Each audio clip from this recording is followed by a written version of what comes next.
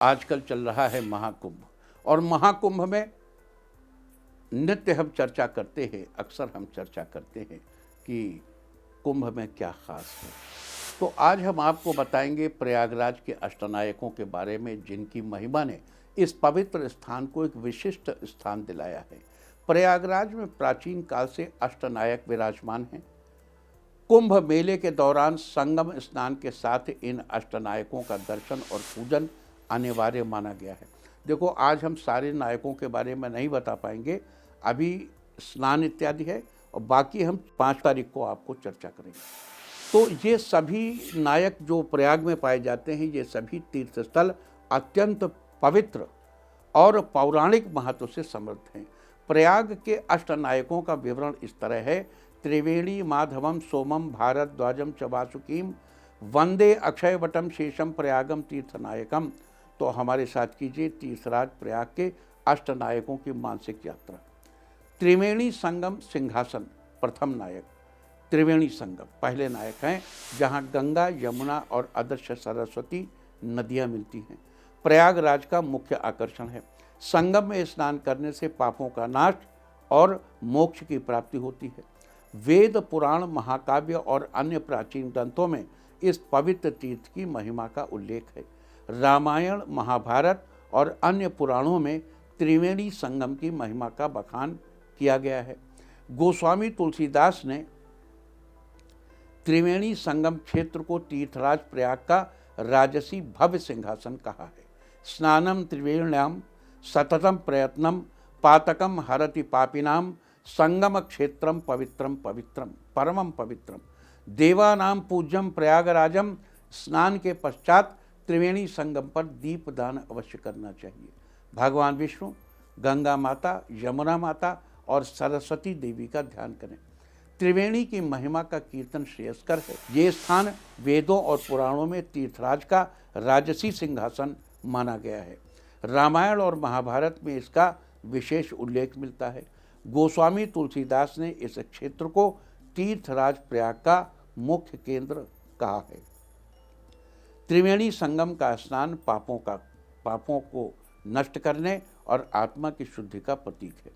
त्रिवेणी संगम को लेकर एक प्राचीन कथा यह है कि सृष्टि के आरंभ में ब्रह्मा ने इस स्थान पर यज्ञ किया। इस यज्ञ के प्रभाव से ये स्थान पवित्र और शुभ माना गया। कहा जाता है कि यज्ञ समाप्ति के बाद त्रिदेव ब्रह्मा, विष्णु और महेश ने संगम जल को अमृत के समान पवित्र किया। संगम में स्नान करने वाले भी सभी पापों से मुक्ति और मोक्ष की प्राप्ति होती है। प्रकृति और आध्यात्मिकता का मेल गंगा यहाँ पर दिखाई देता है। गंगा, यमुना और सरस्वती का ये संगम स्थल प्रकृति और आध्यात्मिकता का अद्वितीय संगम है। गंगा की धारा पवित्रता की प्रतीक है। यमुना प्रेम और भक्ति का, और सरस्वती ज्ञान की देवी मानी जाती है। तो महाभारत में खासतौर से इस जगह पे पांडवों के आगमन का उल्लेख है, और रामायण में भगवान राम के इस स्थान पर आने और तपस्या करने का वर्णन मिलता है। कुंभ मेले का मुख्य आयोजन इसी स्थान पर होता है। यहाँ स्नान करना पुण्य फलदायी माना जाता है। त्रिवेणी संगमे पुण्यम स्नानम पाप विनाशनम तीर्थराजस्य राजेंद्रम नमामि त्रिवेणी तम। सूर्योदय के समय स्नान करना विशेष फलदायी होता है। संगम में स्नान करने से पहले गंगा माता का स्मरण करना चाहिए। स्नान के बाद पवित्र जल से देवी देवताओं का अभिषेक करना चाहिए। अब विशेष मंत्र है ओम नमो भगवते वासुदेवाय, इसका जप करना चाहिए।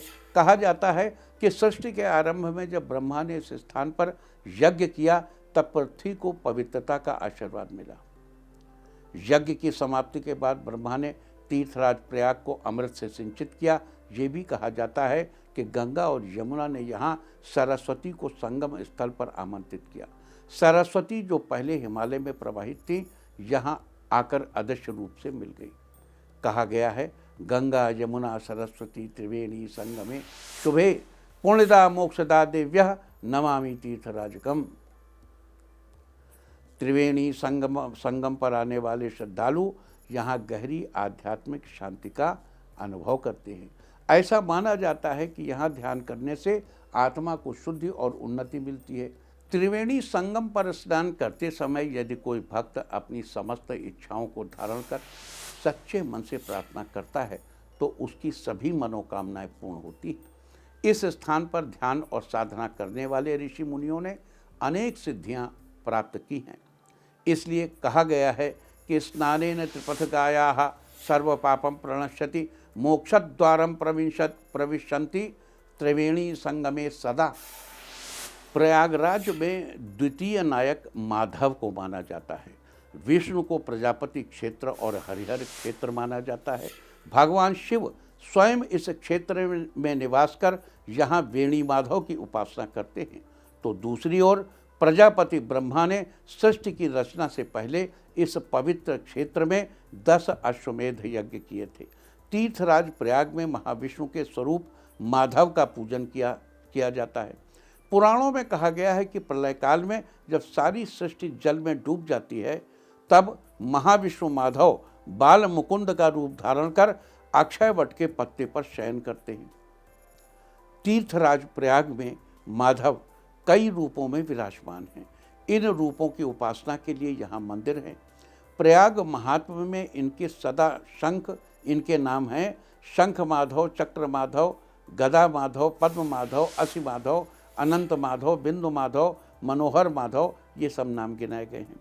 इनके अलावा संकटहर माधव की महिमा के बारे में बताया गया है कि माधवाय नमस्तुभ्यं शंख चक्रधराय च शरणं ते प्रपन्नोस्मि पद्मनाभ नमोस्तुते। इन माधव की पूजा करने के लिए पुष्प, तुलसी दल और खीर का अर्पण करना चाहिए, विष्णु सहस्त्रनाम का पाठ करना चाहिए और ओम नमो भगवते वासुदेवाय मंत्र का जप करना चाहिए। अब तीसरे नायक हैं सोमेश्वर। सोमेश्वर महादेव का मंदिर यमुना पार अरैल गांव में स्थित है। ये स्थान शिव जी और चंद्रमा की पूजा का प्रमुख केंद्र है। माना जाता है कि चंद्रमा ने शिवलिंग की स्थापना की थी। यहाँ अमृत की वर्षा होती है और तीर्थयात्रियों को मानसिक और शारीरिक शुद्धि का अनुभव होता है। सोमेश्वरम नमस्यामि यत्र चंद्रः स्वयं स्थिरः अमृतस्य प्रवाहं च यत्र तीर्थं प्रवर्तते। ओम नमः शिवाय। इस मंत्र का 108 बार जप, बिल्वपत्र, अक्षत और दूध अर्पित करना श्रेष्ठ माना गया है। सोमेश्वर महादेव का मंदिर उत्तर भारत के प्रमुख तीर्थ स्थलों में से एक है, जो यमुना नदी के सोमेश्वर महादेव के मंदिर का पौराणिक महत्व अत्यधिक बताया गया है। यहाँ आने वाले श्रद्धालुओं का मानना है कि इस स्थान पर अमृत की वर्षा होती थी, जिससे तीर्थयात्रियों को शारीरिक और मानसिक शुद्धि का अनुभव होता था। यह स्थल उन लोगों के लिए विशेष रूप से आकर्षक है जो मोक्ष की प्राप्ति के लिए और शांति की तलाश में आते हैं। सोमेश्वर महादेव का मंदिर एक ऐसा स्थल है जहां भगवान शिव और चंद्रमा के बीच की अद्भुत भक्ति और आस्था का मिला जुला रूप दिखाई देता है।